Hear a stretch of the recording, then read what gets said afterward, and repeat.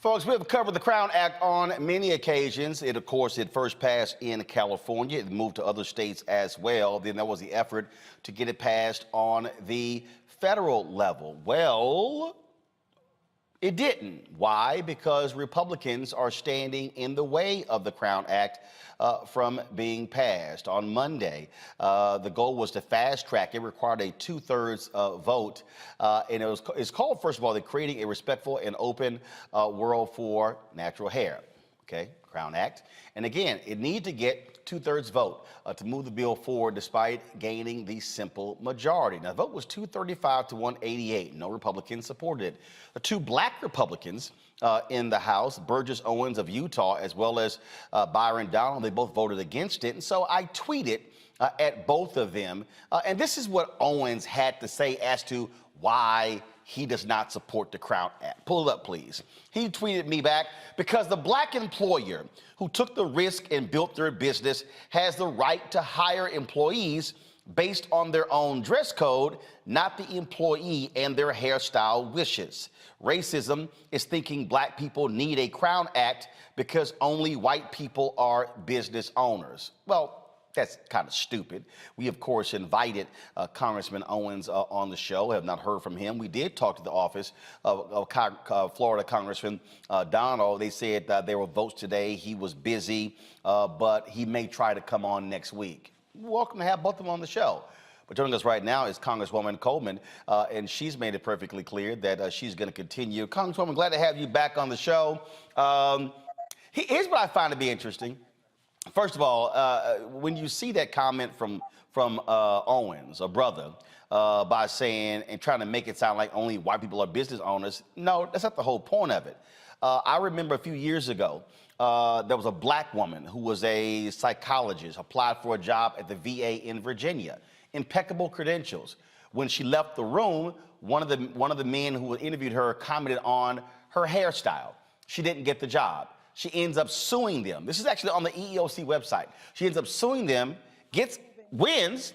They had to use taxpayer money to pay her back wages, and then she still got hired. That's what the Crown Act is there for, to keep folks from saying, no, I'm not going to hire you because I don't like your cornrows or your braids or your afro or your natural hair. Yeah, not only that, it's also to protect our students who get over-disciplined in school because they're wearing hairstyles that are considered unapproved because they simply happen to be natural hair styles, bantu knots, locks, braids, whatever. It's unfortunate that we have to go here, but we do, because any vestige of discrimination has to be eradicated. And so we did things through 64 and 65 and on in terms of civil rights issues. And this happens to be the vestige of one where white folks feel that you can make certain decisions about whether or not someone's worth hiring, whether or not someone should be able to get a house, rent an apartment, whether that person can enjoy a public accommodations or have access to a federally funded program simply because of the way that he or she is wearing their hair. And that hair is related to their interpretation, rightfully so, that this has an Afrocentric appeal. So what? It has nothing to do with whether or not a person is ready, willing, and able to do a job, purchase an apartment, purchase a house, or do whatever else anyone else has to do.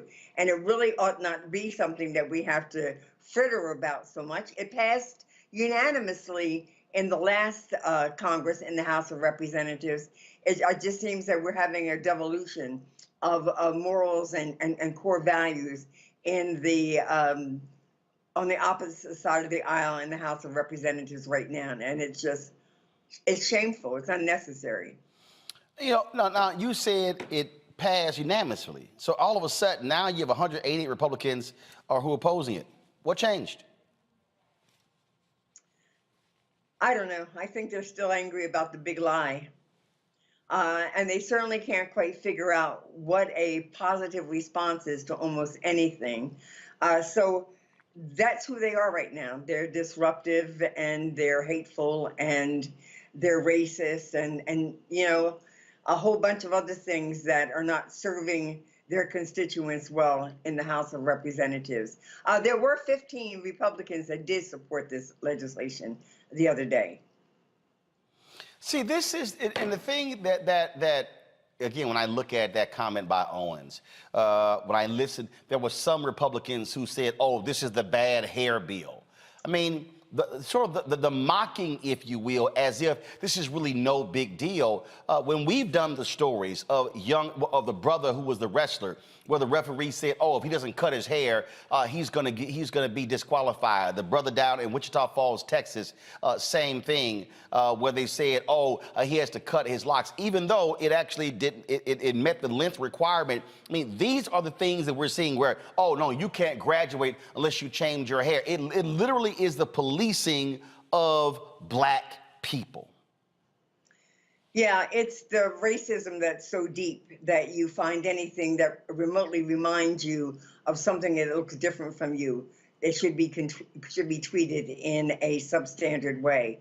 So the youngster whose hair had to be cut in front of a whole gymnasium before he did his wrestling match, I am like so proud of him because then he went on and he won that match. You know, we don't understand the implications of discrimination and racism as it relates to the natural hair wearing. We don't really understand, or they don't understand, what it's like for a woman to have to figure out how to cover up her hair before she shows up to work so that she looks more European and therefore more acceptable. We don't even know. I had a very interesting conversation with members of SAG, and they told me about the experiences that they had to go through just trying to find someone on a set, whether it's Canada, the United States, who could do their hair, who would do their hair, who could do it safely, who would have the products that were necessary. And that, and in instances, they were required to go and purchase wigs to cover their hair, or they were required to go find someone who could do their hair and pay for it. That has economic implications to those individuals in that industry as well. And your hair should not have any economic negative implications in your right to work or where you live or whether or not you will go into a public accommodations. That is the case. Now, explain to people, a couple more questions. Explain to them why it required a 2/3 vote, and then what is next. It was going to hopefully be a part of a larger package, and it was going to go straight through without going through the Rules Committee. In order to do that, to come directly to the floor from the committee, from the Jurisdiction Committee, it needed to get a 2/3 vote. But this is what's going to happen. It'll now go through the Rules Committee. We are in the majority, so we're in the majority of the agenda of the Rules Committee. It'll then come back to the floor for a vote, and it will simply need a majority, and it will get it. All right, then. Now, let me ask you this here. Just your assessment of last night's State of the Union address by President Joe Biden. Actually, I thought it was a very good address. I thought that he had so much tugging at him, Roland, that I appreciated his talking about his SCOTUS nominee. I appreciated his talking about working class families and safety and security and uniting not only this nation, but the world. in support of Ukraine. And I even appreciated the fact that he stood up there and he said, you know, let me be clear. There's no one that is seeking to defund the police. We are simply hoping that wanting to put the resources into police enforcement to go along with the education, the acculturation, the maturation, and the appropriate responses to situations that it encounters in every community, particularly ours. And so I think that if Joe Biden didn't have to spend so much time on Ukraine and dealing with that, which is a very important issue, he might have spoken more to some of the issues that were highlighted in the Build Back Better agenda and why that's important, particularly to women and to minorities and to elderly and to access to health care and jobs. But he talked about things like 6.5 million jobs that have been created since his presidency. So did he say everything I wanted him to say? He may not have said everything I wanted him to say last night, but I'm going to tell you, he's made promises. He's been keeping his promises. And when he's come up short on some of those promises, we can look to the Senate and find out why.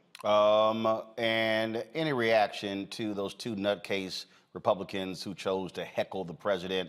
It seems that this is an ongoing deal, Lauren Boebert and Marjorie Taylor Greene.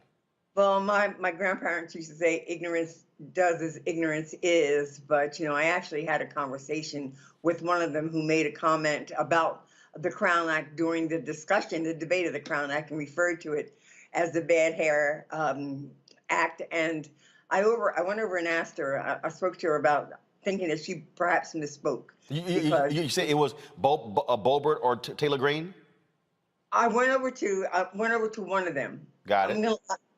And I explained to her that I needed clarity, because to refer to that bill as a bad hair bill sent certain kinds of triggers to my community, because those comments are triggering, and they are racist and have negative connotations, this whole issue of bad hair. And so I really hope that she misspoke, and I wanted to ask her personally, did that perhaps happen? And she did say, well, I meant it was a bad hair bill. Not that it's bad hair, but it's a bad hair bill. And she said, and I thought we needed to be dealing with other things instead, because I don't think it's that important. I said, well, I don't agree with you that it's not important. It's very important. It's you know, the part of the whole issue of discrimination. But I am happy that you clarified what you meant when you said it. Quite interesting. Congresswoman Coleman, glad to have you on Roland Martin Unfiltered. We appreciate it. Thanks a lot. Good to see you. Thank you for having me. All right. Folks, let's talk further about last night's speech. Here's some of what President Joe Biden had to say. In fact, our economy created over 6.5 million new jobs just last year. More jobs in 1 year than ever before in the history of the United States of America. The economy grew at a rate of 5.7 last year, the strongest growth rate in 40 years. And the first step in bringing fundamental change to our economy that hasn't worked for working people in this nation for too long. For the past 40 years, we were told that tax break for those at the top and benefits would trickle down and everyone would benefit.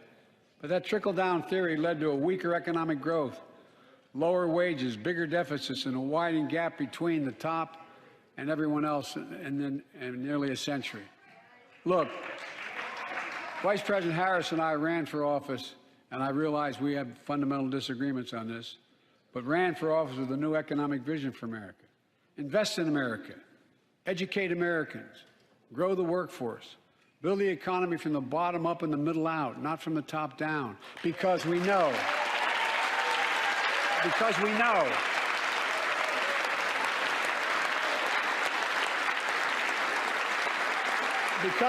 when the middle class grows, the poor have a way up and the wealthy do very well. The most fundamental right in America is the right to vote and have it counted. And look, it's under assault. In state after state, new laws have been passed not only suppress the vote, we've been there before, but to subvert the entire election. You can't let this happen. Tonight I call on the Senate to pass the Freedom to Vote Act, pass the John Lewis Act, Voting Rights Act. And while you're at it, pass the Disclose Act so Americans know who's funding our election. We should all agree the answer is not to defund the police, it's to fund the police. Fund them. Fund them.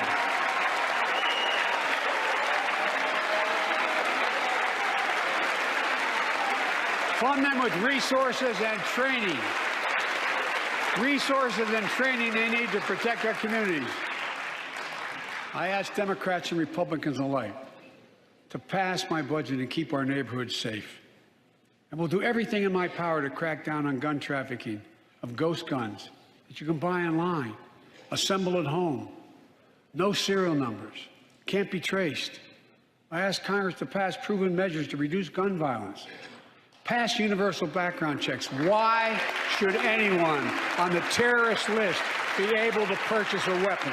Why? Why? And folks, ban assault weapons with high-capacity magazines that hold up to 100 rounds.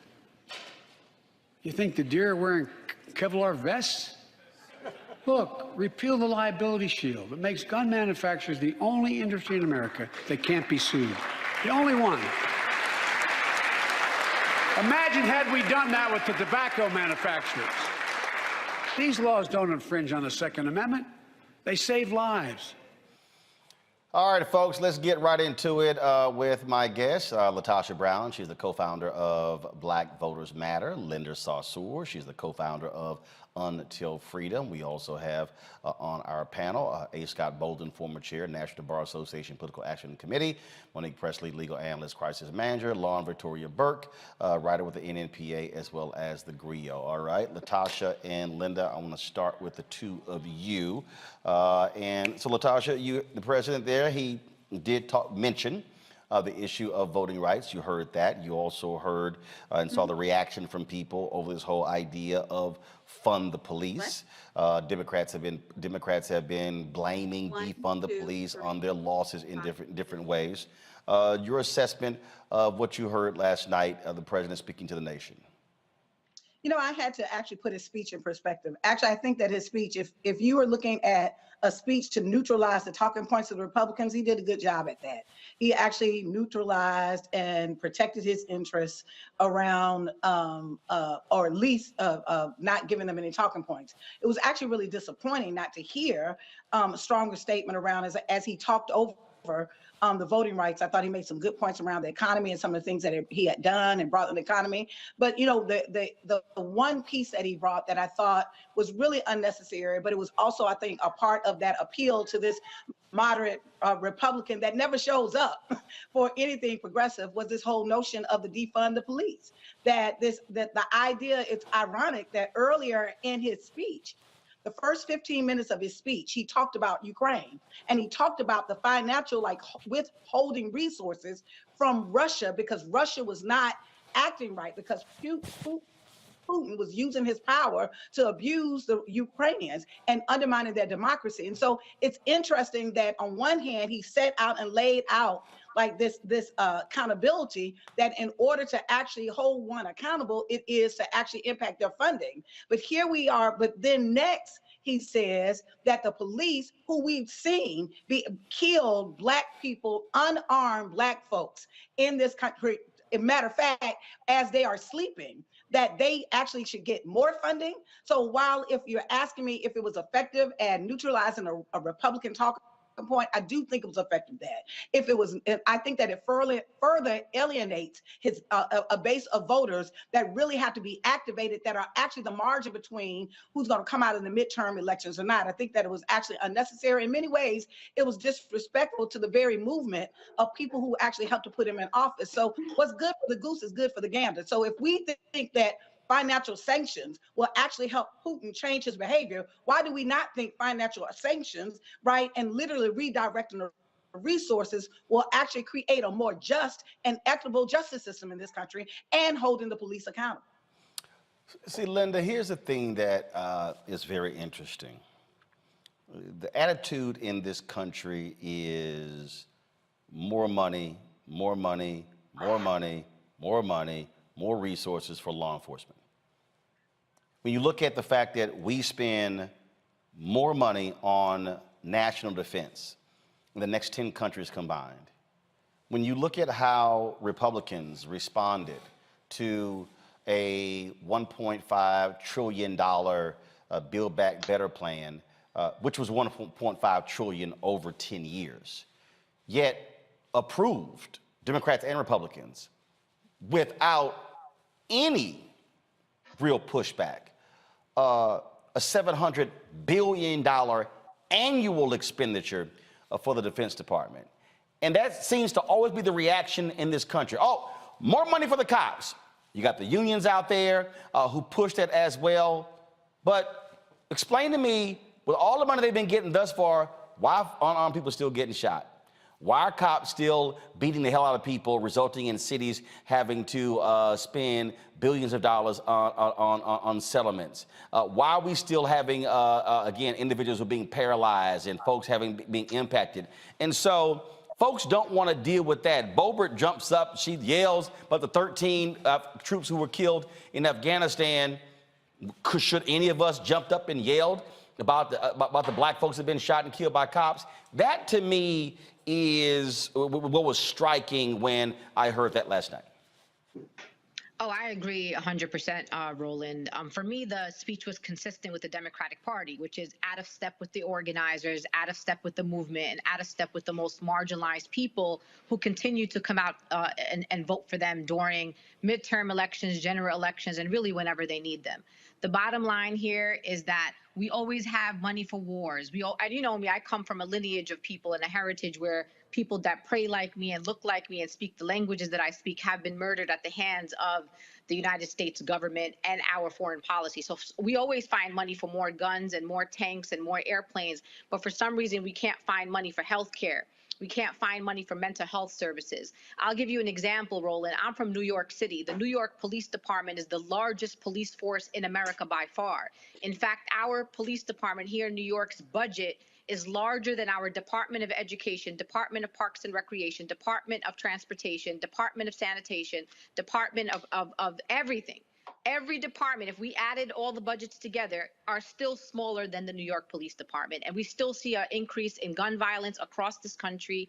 We continue to see crime rise across this country, especially during and post this pandemic. And where the question that we keep asking people when they keep saying more money for cops is show us the data. Show me that more money for police officers is what decreases crime. Show me where the data is that tells me that the highest funded police departments are actually the ones that have the lowest crime. And we don't see that. We have not seen that data. What happened yesterday during that speech for me personally, as an organizer, as a racial justice activist, is Joe Biden trying to play to everybody. But he also knows, and he knows that we know, that he actually has power over some of the things he said. If Joe Biden wants us to come out during the midterm elections, if the Democratic Party wants us out, cancel student debt or cancel at least some of it, which the president does have power to do. He talked about lowering prescription drugs. Stop putting the blame on everybody else and tell the American people that you have the power through executive order to do that. He has the power to expunge marijuana convictions of people across this country. There is power in the president's office. And so talking to me during a State of Union without putting some actions is not going to move our people. So when we say defund the police, and we want to keep saying it because it's provocative and we know that, it's to engage people in the conversation. We say defund the police and reinvest in mental health, in healthcare services, in jobs, in infrastructure in our communities. And we promise you, if you try it, you will see low crime, you will see thriving communities, and we will not need police. Police come after the crime was committed. When gun violence happens, people call the cops. The people are already hurt, they're already dead. And so the fact that we keep calling the cops when there's homeless people, we keep calling the cops when, you know, we're having a fight with our neighbor. And oftentimes with Black and brown people, especially in mental health case services, we end up with a dead family member. It's not working for us, Roland. And the president continues to speak against us. And then they'll call us and tell us, hey, what you doing for us in Georgia? We need you in Pennsylvania. We need you in Michigan. And then when people turn their backs on the Democratic Party, we want them to know it's not our fault. It is your fault. Scott, to that point, what Linda just said, this was a tweet that Sherrilyn Ifill, of course, leader of the LDF, this is what she tweeted. She said, where is the data to support this is the answer to current public safety challenges?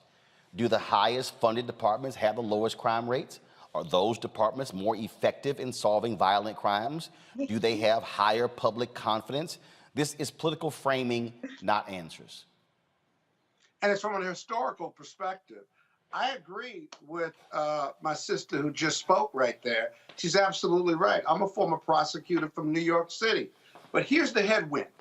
And listen, and I'm going to say something that you all know. When you poll black people, brown people, and white people on the phrase defund the police, the result is 80 to 90% of those voters say they don't want to defund the police. They don't even get to the dialogue part. And last night you heard Biden begin at his core that he is a moderate. And he and the White House have decided that they believe that their best shot at neutralizing the loss of the House and Senate in 2022, and perhaps even in 2024 for the White House, that it is the appeal to the moderates, because he can't get any progressive agenda through. At least it's stalled. And so now last night he announced and triggered essentially that he was going to stick with his moderate agenda. That means he's going to lose. The Democrats are going to lose because black and brown people want police reform passed. Didn't hear much about that last night. They want the Voting Rights Act passed.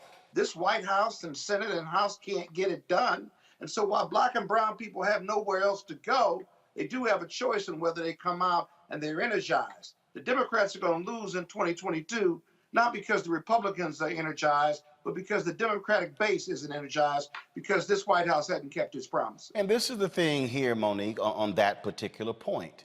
To what Scott just said, the president didn't talk about the George Floyd Justice Act, didn't talk about what he's going to do with signing executive order dealing with criminal justice reform. Now, we've heard, for months that, I mean, after Senator Tim Scott scuttled the bill, and these things were coming. Well, here we are in March, and it hasn't happened yet. And so when you talk about framing, if you're going to be Biden and you're going to be Democrats who are saying, okay, no, oh my God, we're scared of defund the police, so we should be yelling, fund the police, you damn sure better have something else saying to people how you're going to be holding police accountable for their actions. The absence of that and just saying we're going to give them more money, that ain't going to cut it. Exactly. Right, but that's not what he said. He didn't just say throw money at it. He said that he's not in favor of defunding, which anybody who's ever listened to him for the million years he's been in politics knew that. And when he said funding the police, he said providing funding as well as accountability. I mean, literally, he said that in the adding of funds, that the funds should be used for proper training, that the funds should be used for community policing, that the funds should be used for the things that I think his quote was, the things that we already know work. Now, I disagree about some of what works and what doesn't work, but he certainly said that accountability has to be a part of that. I've heard everybody so far, from President Biden to the other panelists, talk about funding being what's necessary. And Sherrilyn Ifill did ask the question, like, where's the data? But I didn't hear her give the data. So I just want to add some data, so at least we know where we are. The highest spender on policing and corrections are separate, right? But sometimes they're aggregated together for a larger number.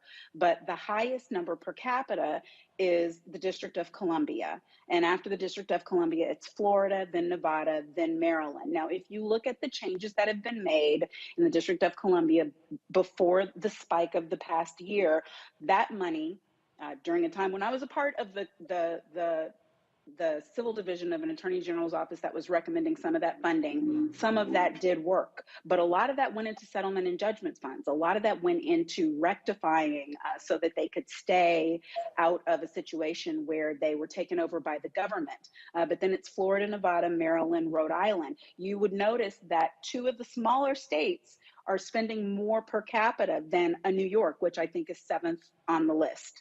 And so if we're going to look at it, the numbers are there, and we can do a real analysis, and then we can have an answer, and we can say more funding either does or does not work, and it works when you use it for training, or it works when you use it for racial sensitivity, or it works when you use it for hiring better paid, higher quality officers. It doesn't work when you use it for equipment. It doesn't work when you use it to put guns on the streets that look like they're in a war zone. I think it's more nuanced than what either side at this point is saying. So I am interested in the conversation, and I'm interested in actually looking at the data. I want both sides to look at the data and actually come up with some answers.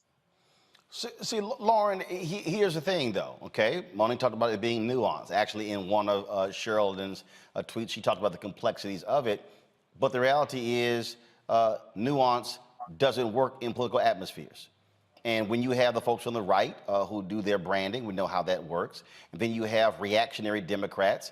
I saw one of your tweets. It was I think she had a Florida who was complaining about, oh my God, I almost lost because of defund the police. When it was like, no, maybe you also ran an awful campaign.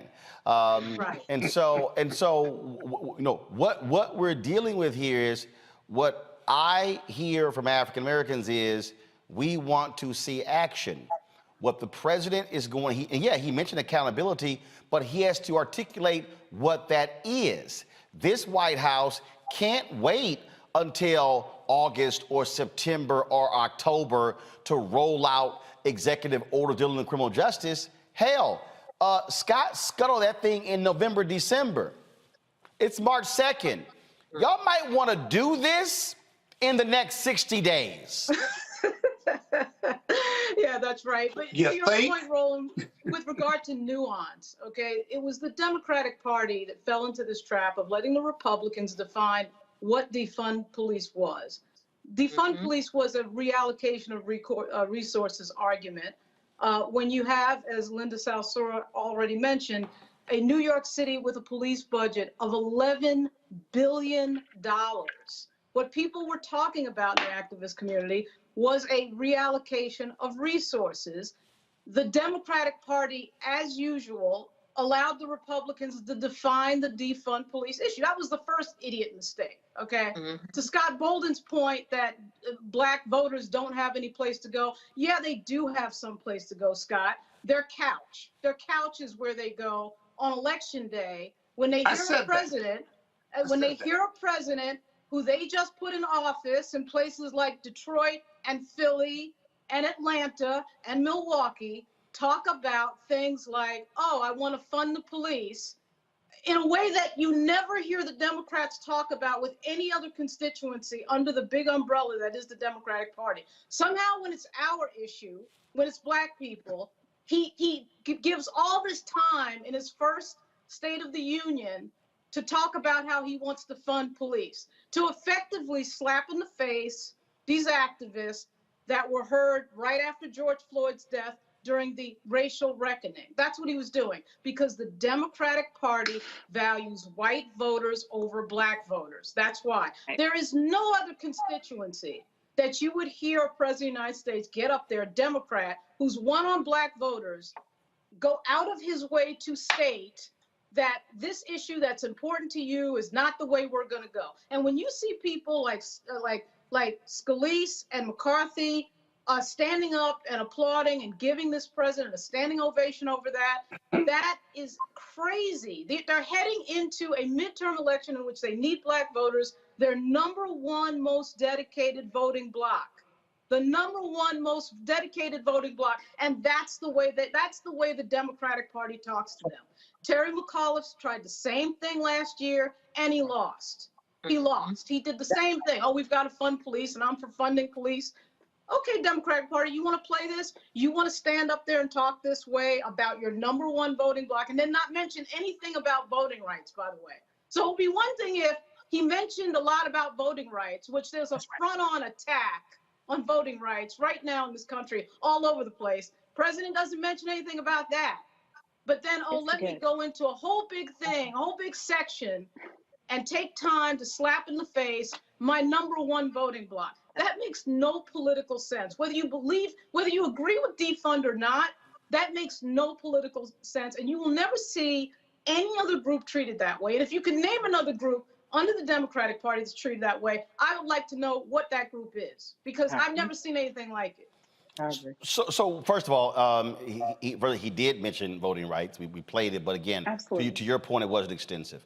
But Latasha, this is what we're looking at. This is what we're looking at, and we saw it last night in Texas. In Texas, 11 judicial incumbents on the Democratic side are losing. Final votes haven't been all in, but 11 Democratic incumbent judges are losing because of the historic bail reform movement there in Houston. Who are they losing to? County prosecutors who were funded and supported by police unions. This is the Democratic primary. That's right. So when we talk about bail reform, we talk about efforts to shut down Rikers Island, we talk about how to deal with mass incarceration, what we are looking at is a rejection of that largely by white folks. And you have these police unions getting with these prosecutors. They're targeting black and progressive district attorneys. And so what you're going to see, because you're already seeing it, you're about to see, and I keep warning everybody, and even in the numbers in Texas, the Republican turnout was 5 or 6 points higher than the Democratic turnout. You're about to see a motivated white conservative constituency. And so if you're Democrats, you better be freaking out, because if you do not have motivated black people, motivated Latinos, motivated white progressives, you're going to get killed. And they're trying to win Pennsylvania. You're going to need it in Pittsburgh and Philadelphia. You're going to need it in Wisconsin, Milwaukee. You're going to need it in Georgia to return Warnock. You're going to need it. You're going to need it to give Val Deming any chance in Florida. You're going to need it in Broward County and Miami-Dade County. You're going to need it to happen in Ohio. Whoever wins that, Representative Tim Ryan is leading. You're going to need that in Cleveland, Cincinnati, Akron, and Dayton.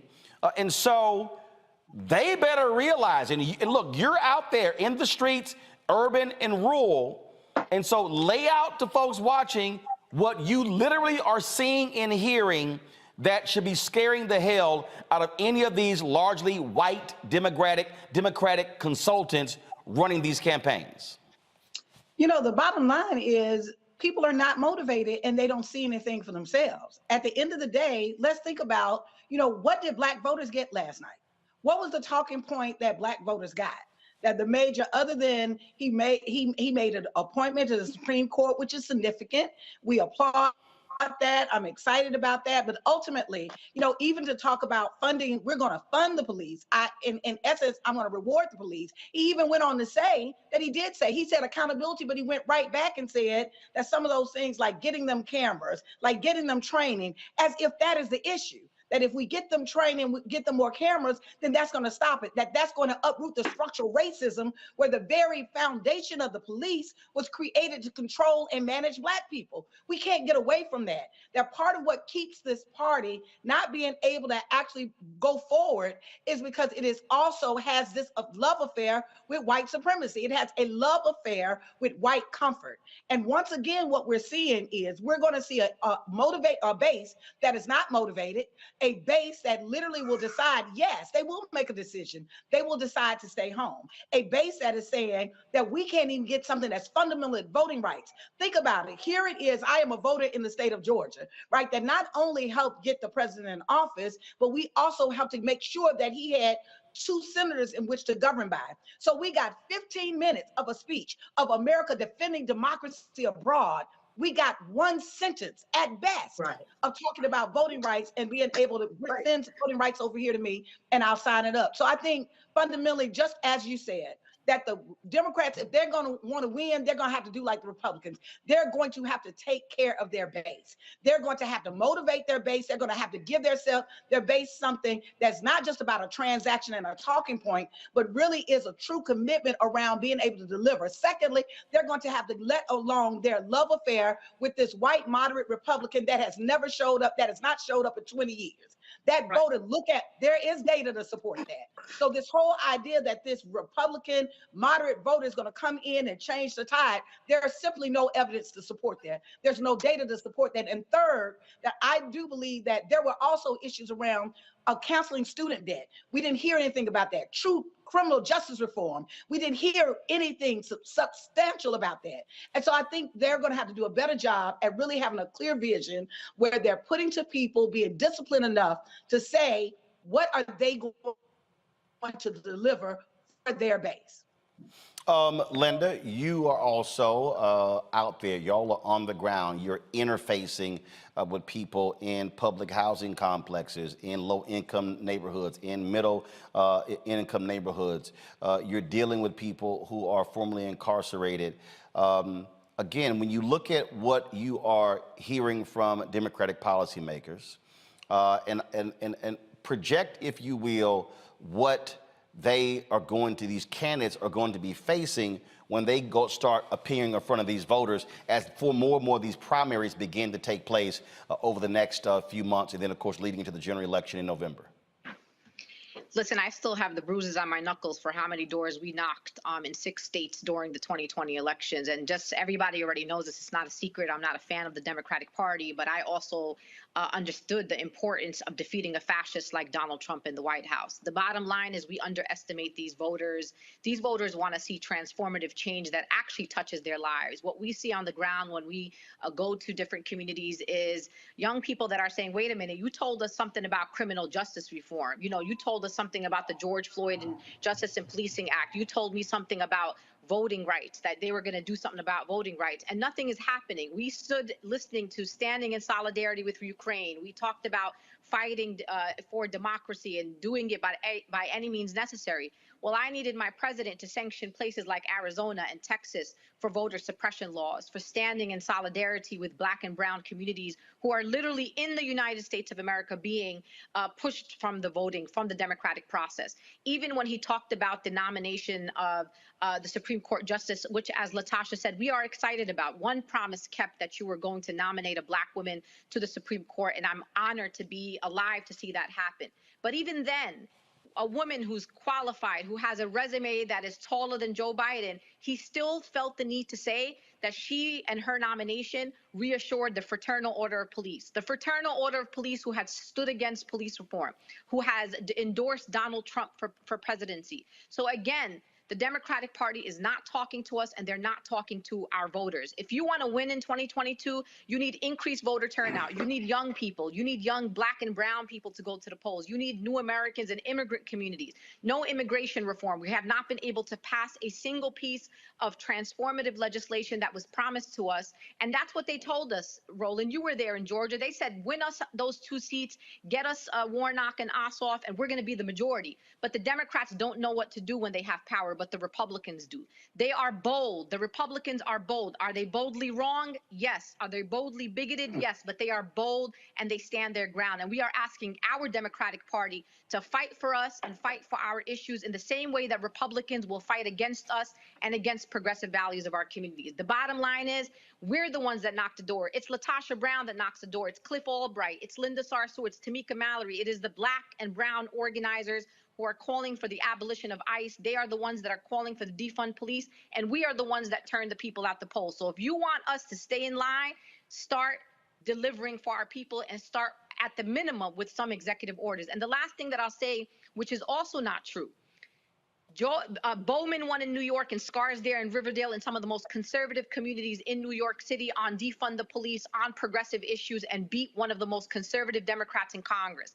We watched people across the country who are winning.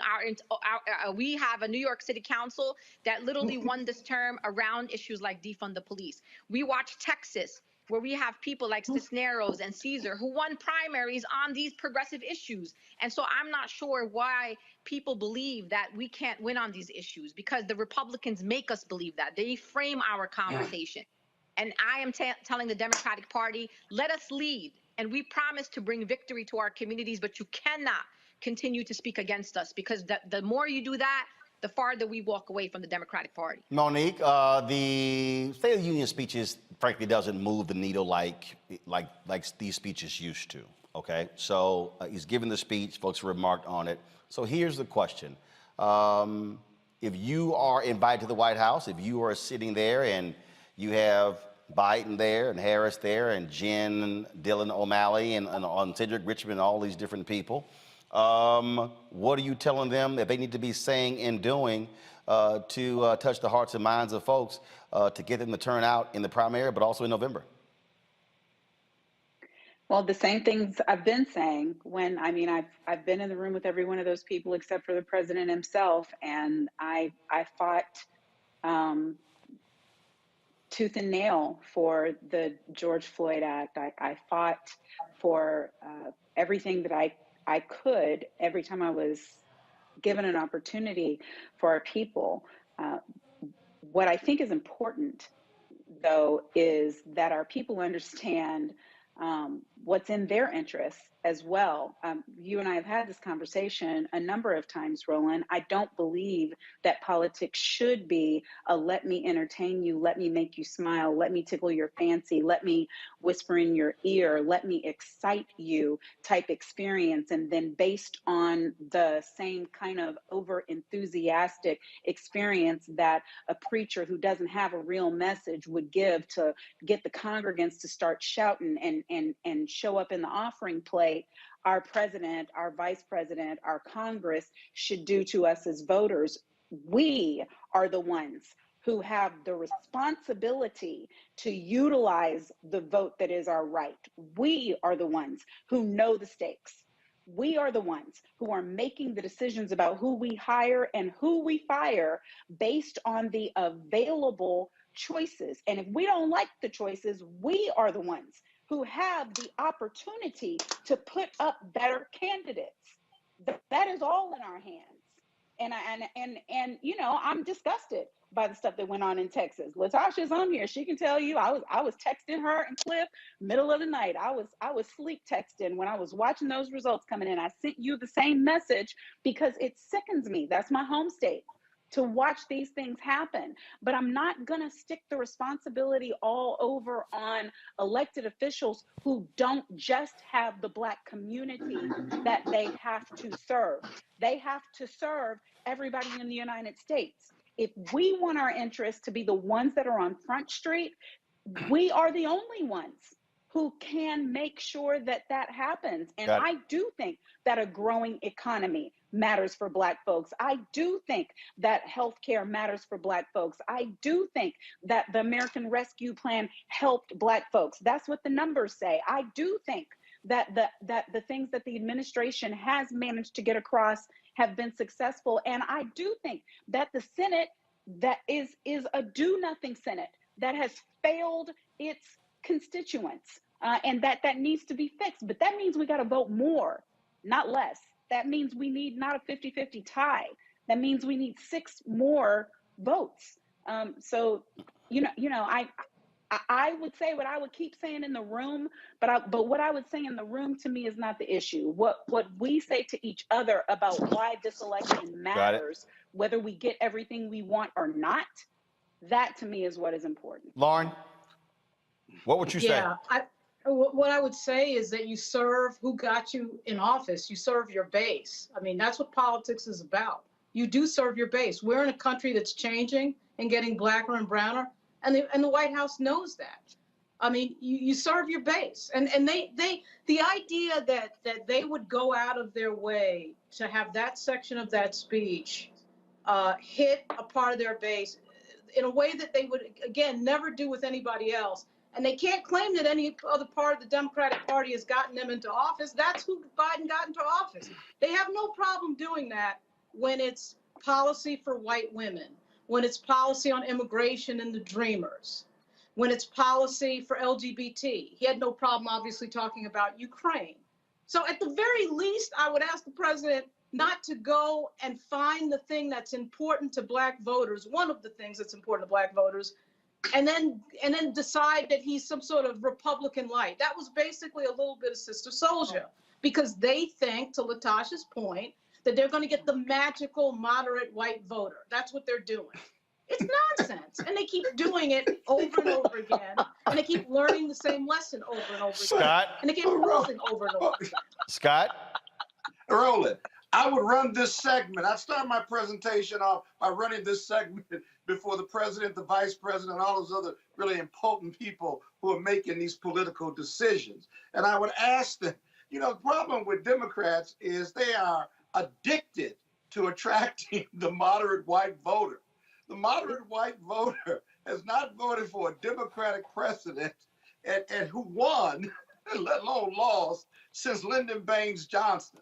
The data is out there, but they're white privilege. The Democratic white privilege will not allow them to embrace the concept and precepts that their Black people and brown people are their base, that progressive whites are their base, and strong independent support are their base of voters. Yes, Joe Biden and Kamala Harris, yes, you can win with that coalition, because the white voter is never returning in the majority to the Democratic Party. They tell you every 2 to 4 years that they're not returning, and you just don't believe them because you are smitten with bringing them back. It's a failed relationship, good, bad, or ugly. Give it up.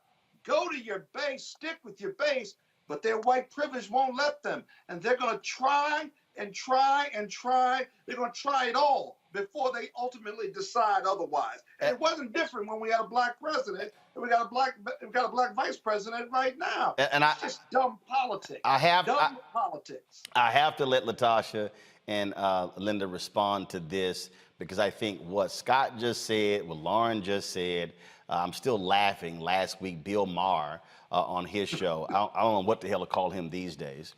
This is literally what he said on his show in terms of how Democrats should be responding, saying that Trump's numbers are cooling off in his base. Just listen to this, y'all. That these supporters are wavering, let's not nudge them back into Trump's embrace by showing no graciousness.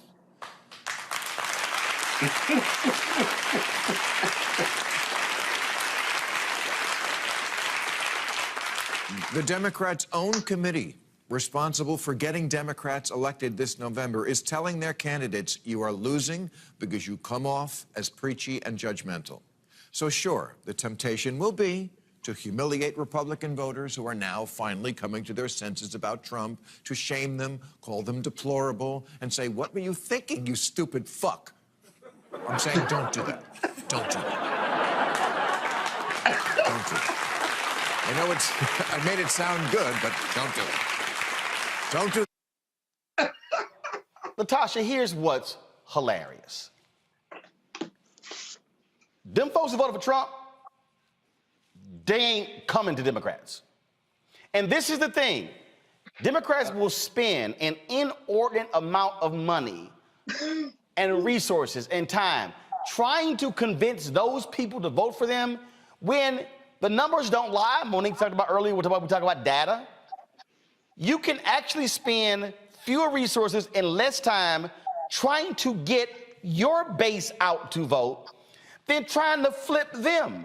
And that's the whole deal. And so, and then also, Democrats are in love right now with suburban voters, but we saw in Virginia, when you throw up something dealing with race, where some of them suburban voters will go.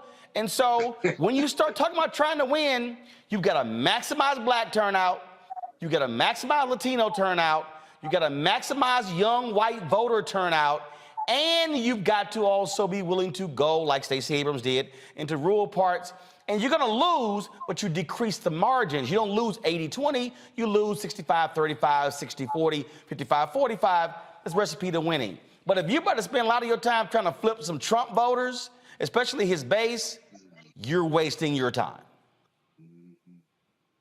Latasha first, then Linda. Roland, I'll just say the bottom line is the one issue in this country that we know is truly bipartisan is racism. The bottom line is what we're experiencing right now is that racism, there is a level of valuing, just as our sister said earlier, valuing white voters over all other voters. The truth of the matter is, if you want to talk about data and the reality is that America is becoming browner, that is becoming more diverse, that when you look at the whole political landscape, it is shifting.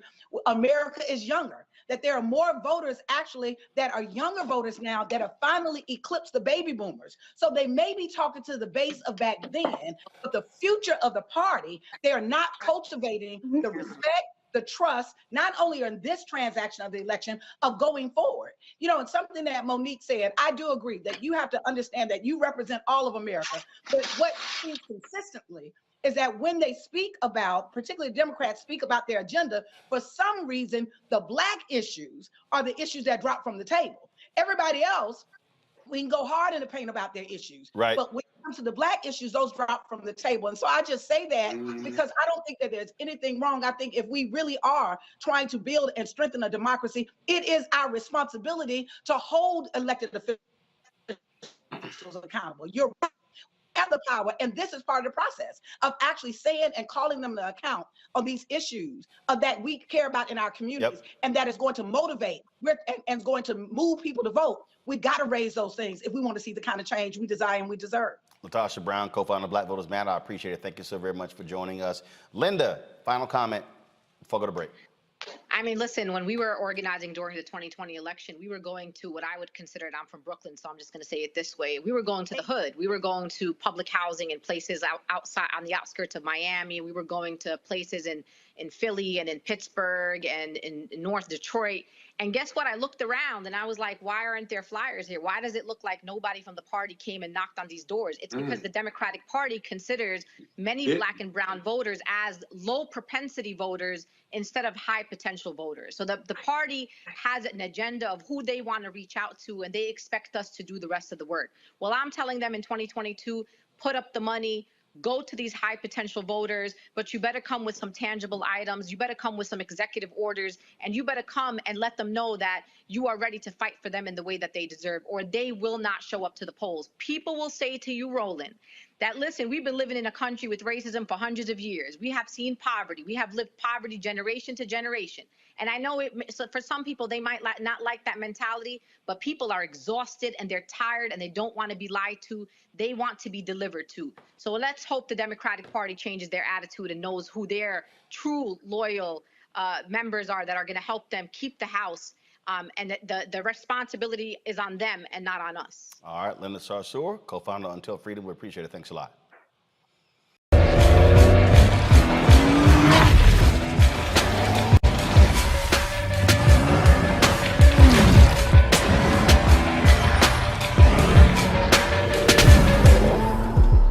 Pull up a chair, take your seat. The Black Tape with me, Dr. Greg Carr, here on the Black Star Network. Every week, we'll take a deeper dive into the world we're living in. Join the conversation only on the Black Star Network. Don't you think it's time to get wealthy?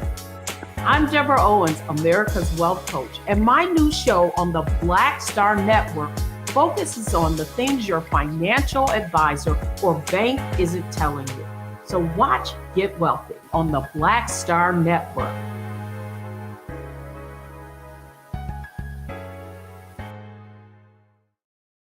Hi, I'm Dr. Jackie Hood Martin, and I have a question for you. Ever feel as if your life is teetering and the weight and pressure of the world is consistently on your shoulders? Well, let me tell you, living a balanced life isn't easy. Join me each Tuesday on Black Star Network for A Balanced Life with Dr. Jackie. We'll laugh together, cry together, pull ourselves together, and cheer each other on. So join me for new shows each Tuesday on Black Star Network, A Balanced Life with Dr. Jackie.